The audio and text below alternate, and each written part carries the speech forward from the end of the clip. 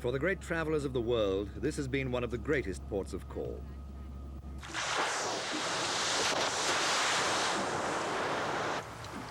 A natural playground in spring and summer, Prince William Sound, Alaska attracts millions of migratory birds, Canada geese, and masses of smaller birds, many of which will have flown thousands of kilometers to get here. The rare fishing hawk, the osprey, makes this its summer home. But sadly, the Sound is dying. All life here is threatened.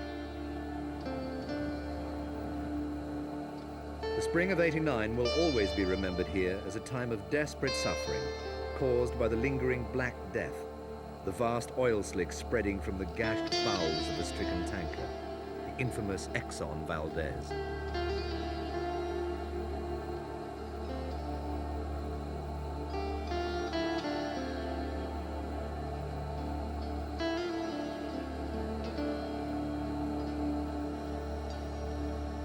Almost 2,000 kilometers of coastal waters were fouled by 11 million gallons of crude oil spilled by the tanker. Wildlife was devastated. 4,000 sea otters died fighting for their lives. 250,000 seabirds drowned in the filthy slick, and the food chain of the region was irreparably damaged. Some migratory birds flew on and escaped the danger, temporarily. They'd be back soon, in danger of breaking their southbound flights and landing in waters polluted by crude, originally taken on by the tanker here at the Valdez oil terminal, which heads the 1,400-kilometer Alaska pipeline. Residents of Valdez couldn't have known that many of them would be made wealthy, for a while at least, by Exxon's $1.3 billion cleanup campaign. Days after the disaster, they'd seen and heard nothing of a company cleanup and were disgusted. Mood of the community is very angry and is turning very bitter, very much so. People are deeply offended by what's happened to this great fishery and this great Prince William Sound of ours. They're very angry. I think that that the oil industry in general, Exxon in particular, owes this community in this great region, this great natural unspoiled region, owes them a great debt, and it'll be interesting to see how they repay that debt in the years ahead. Local radio station owner Patrick Lynn adequately summed up the feelings of Valdez people, but didn't account for frustration in the nearby fishing village of Cordova. Elmore Cheshire of the Fishermen's Union was exasperated. This is the worst disaster that could possibly happen to Cordova in relation to the environment and our livelihood.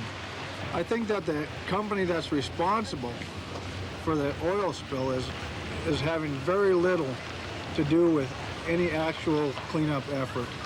The fishermen are out there working as hard as they can, volunteer fishermen.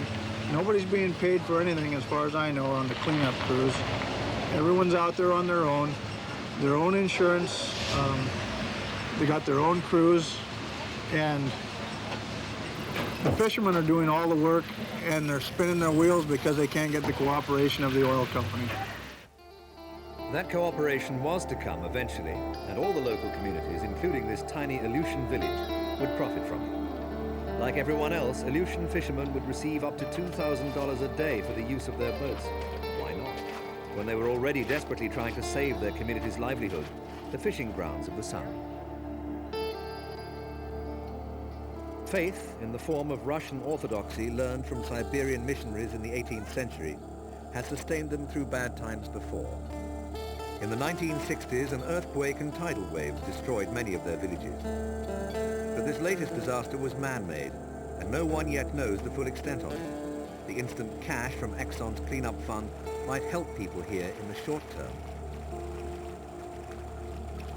But fisheries worth $200 million annually have had to be closed. No one knows if they'll ever be opened again. Exxon disputes the fact, but many experts believe the Prince William Sound cleanup could take years. Environmentalists had long predicted disaster here.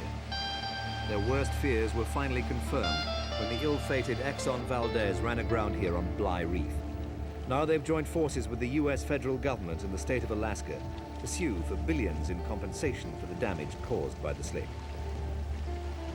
But who could ever compensate for this, and how? The stain is indelible, the environmental damage irreversible.